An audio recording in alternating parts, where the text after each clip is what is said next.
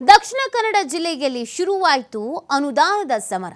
ಹಾಲಿ BJP ಶಾಸಕ ಹಾಗೂ ಕೈ ಅಭ್ಯರ್ಥಿ ನಡುವೆ ಅನುದಾನದ ವಾರ್ ನಡೀತಾ ಇದೆ. ಬೆಳ್ತಂಗಡಿಯ ಶಾಸಕ ಹರೀಶ್ ಪೂಂಜ ವಿರುದ್ಧ ಕೇಳಿ ಬಂತು ಗಂಭೀರವಾದಂತ ಆರೋಪ. ಸರ್ಕಾರದಿಂದ ಅನುದಾನ ಬಿಡುಗಡೆ ಆದ್ರೂ ಉಪಯೋಗಿಸ್ತಾ ಇಲ್ವಾ ಶಾಸಕರುಗಳು? ಅನುದಾನ ಮಂಜೂರಾದ್ರೂ ಕ್ರಿಯಾ ಯೋಜನೆ ರೂಪಿಸಿಲ್ಲ ಅನ್ನುವಂತ ಆರೋಪ. ಬೆಳ್ತಂಗಡಿ ಕಾಂಗ್ರೆಸ್ ಮುಖಂಡ ರಕ್ಷಿತ್ ಶಿವರಾಮ್ ಗಂಭೀರವಾದಂತ ಆರೋಪ ಮಾಡ್ತಾ ಇದ್ದಾರೆ. ಬಿಜೆಪಿ ಶಾಸಕರ ಅನುದಾನಕ್ಕೆ ತಡೆ ಎಂಬ ಆರೋಪಕ್ಕೆ ರಕ್ಷಿತ್ ಕೌಂಟರ್ ಕೊಡ್ತಾ ಇದ್ದಾರೆ. ಸರ್ಕಾರ ಅನುದಾನ ಕೊಡ್ತಿಲ್ಲ ಅಂತ ಬೊಗಳೆ ಬಿಡ್ತಾರೆ. ಬೆಳ್ತಂಗಡಿಯಲ್ಲಿ ಕಳೆದ ವರ್ಷ ಮಳೆ ಹಾನಿಯಾದಾಗ ಶಾಸಕರು ಬೆಂಗಳೂರಿನಲ್ಲಿದ್ರು. ಸರ್ಕಾರ ಅನುದಾನ ಬಿಡುಗಡೆ ಮಾಡಿದ್ರೂ ಶಾಸಕ ಕ್ರಿಯಾ ಯೋಜನೆಯನ್ನ ಮಾಡಿಲ್ಲ. ಬೇರೆ ವಿಧಾನಸಭಾ ಕ್ಷೇತ್ರದ ಬಿಜೆಪಿ ಶಾಸಕರು ಕ್ರಿಯಾ ಯೋಜನೆ ಮಾಡಿದ್ದಾರೆ. 2 ವರ್ಷದಲ್ಲಿ ಒಂದೇ ಒಂದು ಕೆಡಿಪಿ ಸಭೆ ಮಾಡಿಲ್ಲ ಅಂತ ರಕ್ಷಿತ್ ಆಕ್ರೋಶವನ್ನ ವ್ಯಕ್ತಪಡಿಸ್ತಾ ಇದ್ದಾರೆ.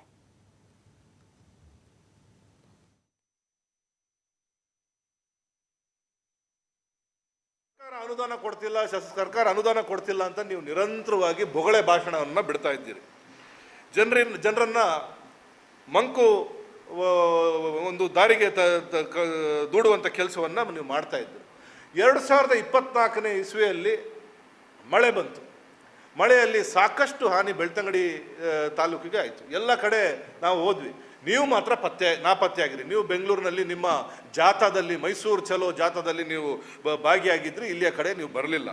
ಆದರೂ ಕೂಡ ನಾವು ನಮ್ಮ ಉಸ್ತುವಾರಿ ಸಚಿವರನ್ನು ಕರೆದುಕೊಂಡು ಕೆಲವು ಜಾಗಗಳಿಗೆ ನಮ್ಮ ಪಕ್ಷದ ನಾಯಕರುಗಳೆಲ್ಲ ಕರ್ಕೊಂಡ್ಬಂದರು, DC ಅವ್ರನ್ನ ಕರ್ಕೊಂಡ್ಬಂದರು.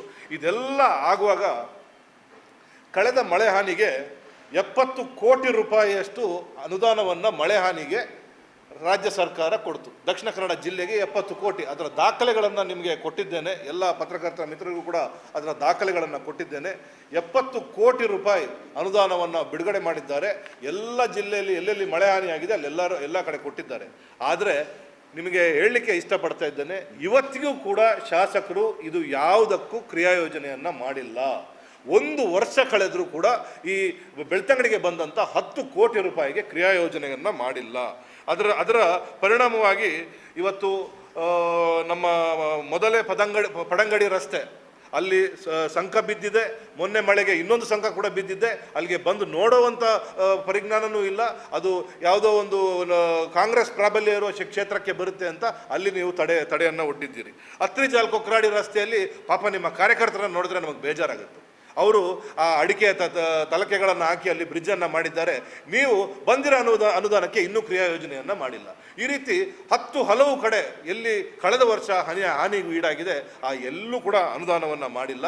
ಬದಲಾಗಿ ಪುತ್ತೂರು, ಸುಳ್ಯ ಈ ಭಾಗದಲ್ಲೆಲ್ಲ ಅನುದಾನವನ್ನು ಮಂಜೂರು ಮಾಡಿ ಇವತ್ತು ಹೊಸ ಕ್ರಿಯಾ ಯೋಜನೆಗೆ ಹೆಚ್ಚುವರಿ ಹಣಕ್ಕೆ ಅವರು ಬೇಡಿಕೆಯನ್ನು ಇಟ್ಟಿದ್ದಾರೆ. ರಾಜ್ಯ ಸರ್ಕಾರ ಹೆಚ್ಚುವರಿ ಹಣ ಕೂಡ ಬಿಡುಗಡೆ ಮಾಡಿದೆ. ಅದಕ್ಕೂ ಕೂಡ ನೀವು ಕ್ರಿಯಾ ಯೋಜನೆಯನ್ನು ಕೊಟ್ಟಿಲ್ಲ. ಪುತ್ತೂರು, ಸುಳ್ಯಗೆ 10 ಕೋಟಿಯ ಮೇಲೆ ಇನ್ನೊಂದು 10 ಕೋಟಿ 20 ಕೋಟಿ ರೂಪಾಯಿ ಒಂದೊಂದು ತಾಲೂಕಿಗೆ ಬರುವಂಥ ಪರಿಸ್ಥಿತಿ ನಿರ್ಮಾಣ ಆಗಿದೆ. ನೀವು ಯಾಕೆ ಇದರಿಂದ ಹೋಗಿಲ್ಲ ಅನ್ನೋ ವಿಚಾರವನ್ನು ತಮ್ಮಲ್ಲಿ ನಾನು ಕೇಳಲಿಕ್ಕೆ ಇಷ್ಟಪಡ್ತೀನಿ. ಈ ಬಗ್ಗೆ ಮತ್ತಷ್ಟು ಮಾಹಿತಿಯನ್ನು ನೀಡ್ತಾರೆ ನಮ್ಮ ಪ್ರತಿನಿಧಿ ಆದಿತ್ಯ. ಈ ಅನುದಾನದ ವಿಚಾರವೇ ಸಿಕ್ಕಾಪಟ್ಟೆ ಚರ್ಚೆ ಆಗ್ತಾ ಇರೋದು ಸದ್ಯ ರಾಜ್ಯದಲ್ಲಿ. ಒಂದು ಕಡೆ ಕಾಂಗ್ರೆಸ್ ನಾಯಕರುಗಳೇ ಅನುದಾನ ಸಿಗ್ತಾ ಇಲ್ಲ ಅಂತಿದ್ರು. ಈಗ ಬಿಜೆಪಿಯವರಿಗೆ ಅನುದಾನ ಕೊಟ್ಟಿದ್ರೂ ಕೂಡ ಕೆಲಸ ಕಾರ್ಯ ನೆಟ್ಟಗಾಗ್ತಿಲ್ಲ ಅನ್ನುವಂಥ ಆರೋಪವನ್ನು ಮಾಡ್ತಾ ಇದ್ದಾರೆ. ಸೊ ಇದಕ್ಕೆ ಸಂಬಂಧಪಟ್ಟಂತೆ ಏನೆಲ್ಲ ಚರ್ಚೆಗಳು ನಡೀತಾ ಇದೆ? ಆ ನೀತಿ ಹೌದು. ಯಾಕಂದ್ರೆ ದಕ್ಷಿಣ ಕನ್ನಡ ಜಿಲ್ಲೆಯಲ್ಲಿ ಈ ಬಾರಿ ಒಂದು ವಿಧಾನಸಭಾ ಚುನಾವಣೆ ಆದ ಬಳಿಕ ಒಂದು ಆರೋಪ ಬಿಜೆಪಿ ಶಾಸಕರುಗಳು ಮಾಡ್ತಾ ಇದ್ರು. ಪ್ರಮುಖವಾಗಿ ಪರಾಜಿತ ಕಾಂಗ್ರೆಸ್ ಅಭ್ಯರ್ಥಿಗಳೇ ಅನೇಕ ಅನುದಾನಗಳನ್ನ ಶಿಫಾರಸು ಮಾಡ್ತಾ ಇದ್ದಾರೆ ಮತ್ತು ಸರ್ಕಾರ ಕೂಡ ಅವರಿಗೆ ಮಾತ್ರ ಒಂದು ಸ್ಪಂದನೆಯನ್ನ ಕೊಡ್ತಾ ಇದೆ. ಏನು ಹಾಲಿ ಬಿಜೆಪಿ ಶಾಸಕರಿದ್ದಾರೆ ಅವರ ವಿರುದ್ಧ ಒಂದು ರೀತಿ ಮಲತಾಯಿ ಧೋರಣೆಯನ್ನ ತೋರಿಸಲಾಗ್ತಾ ಇದೆ ಅನ್ನೋ ರೀತಿ ಆರೋಪಗಳನ್ನೆಲ್ಲ ಮಾಡ್ತಾ ಇದೆ. ಇದು ಬಹಳ ದೊಡ್ಡ ಮಟ್ಟಿನ ಒಂದು ಜಟಾಪಟಿ ಕಾರಣವಾಗಿತ್ತು. ಮತ್ತು ಬೆಳ್ತಂಗಡಿ ವಿಧಾನಸಭಾ ಕ್ಷೇತ್ರದಲ್ಲೂ ಕೂಡ ಶಾಸಕ ಹರೀಶ್ ಪೂಂಜಾ ಸಹಿತ ಕೈ ಅಭ್ಯರ್ಥಿ ರಕ್ಷಿತ್ ಶಿವರಾಮ್ ನಡುವೆ ಒಂದು ಶಿಥಿಲ ಸಮರಕ್ಕೂ ಕೂಡ ಇದು ಕಾರಣವಾಗಿತ್ತು.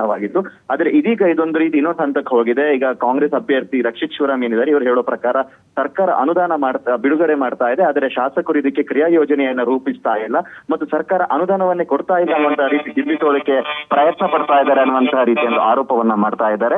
ಈ ಬಗ್ಗೆ ಒಂದು ಪ್ರೆಸ್ ಮೀಟ್ ಅನ್ನ ಕೂಡ ಅವರು ಮಾಡಿದ್ರು. ಈ ಹಿಂದೆ ಮಳೆ ಹಾನಿಯಾದ ಸಂದರ್ಭದಲ್ಲೂ ಕೂಡ ಸರ್ಕಾರ ದೊಡ್ಡ ಪ್ರಮಾಣದಲ್ಲಿ ಅನುದಾನ ಬಿಡುಗಡೆ ಮಾಡಿದೆ. ಅಂದ್ರೆ ಸುಮಾರು 10 ಕೋಟಿ ರೂಪಾಯಿ ಅನುದಾನವನ್ನ ಬಿಡುಗಡೆ ಮಾಡಿದ್ರು ಕೂಡ ಅದಕ್ಕೆ ಇನ್ನೂ ಕ್ರಿಯಾ ಯೋಜನೆಯನ್ನ ಅವರು ರೂಪಿಸಿಲ್ಲ. ಮತ್ತು ಎಲ್ಲೆಲ್ಲ ಕಾಂಗ್ರೆಸ್ ಪ್ರಾಬಲ್ಯ ಇದೆಯೋ ಆ ಕ್ಷೇತ್ರಗಳಲ್ಲಿ ಅನುದಾನವನ್ನ ಬಿಡುಗಡೆ ಮಾಡ್ತಾ ಇಲ್ಲ ಅಥವಾ ಒಂದು ಕ್ರಿಯಾ ಯೋಜನೆಯನ್ನು ರೂಪಿಸ್ತಾ ಇಲ್ಲ, ಅದನ್ನ ಜಾರಿಗೆ ಬಿಡ್ತಾ ಇಲ್ಲ ಅನ್ನುವಂತ ರೀತಿಯ ಒಂದು ಸದ್ಯ ಆರೋಪವನ್ನ ಮಾಡಿದರೆ ಮತ್ತು ಹರೀಶ್ ಪೂಂಜೆ ಅದಕ್ಕೆ ಯಾವ ರೀತಿ ಸ್ಪಂದಿಸ್ತಾರೆ ಅನ್ನುವಂಥದ್ದನ್ನು ಕೂಡ ನೋಡ್ಬೇಕಾಗಿದೆ. ಓಕೆ, ಥ್ಯಾಂಕ್ ಯು ಆದಿತ್ಯ ತಮ್ಮೆಲ್ಲ ಡೀಟೇಲ್ಸ್ಗಾಗಿ.